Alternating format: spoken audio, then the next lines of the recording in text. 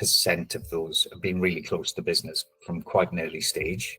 Some of them are from within the building that I'm in, which has got co-working spaces and offices, and they've just followed the journey. I've been out for a cigarette, and all the way along, they've just kind of learned a little bit about the business. And then when I've opened around, they've kind of gone, That's cool. Yeah. Authentically. Yeah. And they're getting it every day.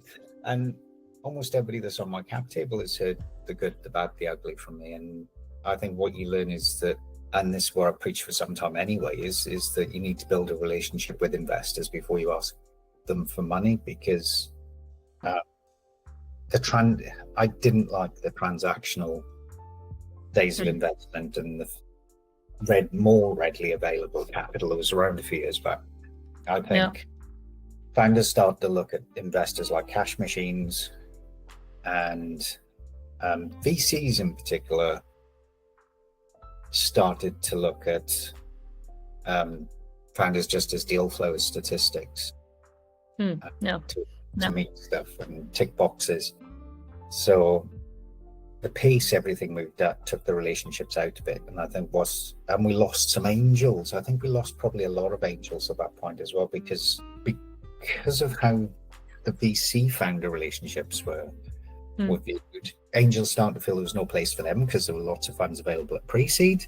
Those relationships couldn't be built, and I think there was a bit of a brain drain as well for those startups at that point.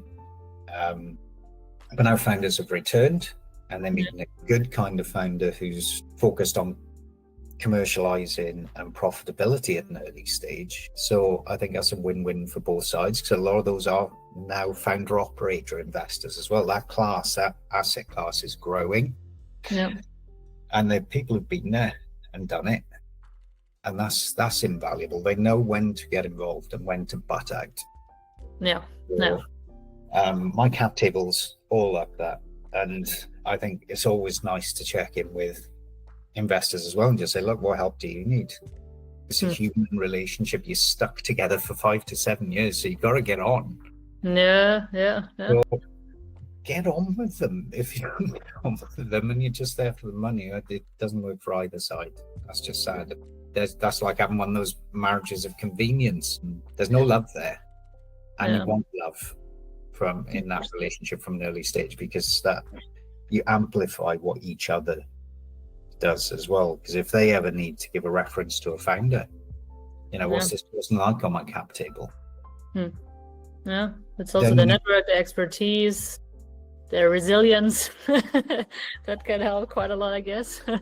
It helps them be able to coach that founder into what would stop somebody butting in, is those good monthly updates, regular cadence, because that's all people generally want, is just know, look, what's happening, tell us the good, bad, and ugly, and if we can help, we'll help, and if we can't, we'll find somebody who can.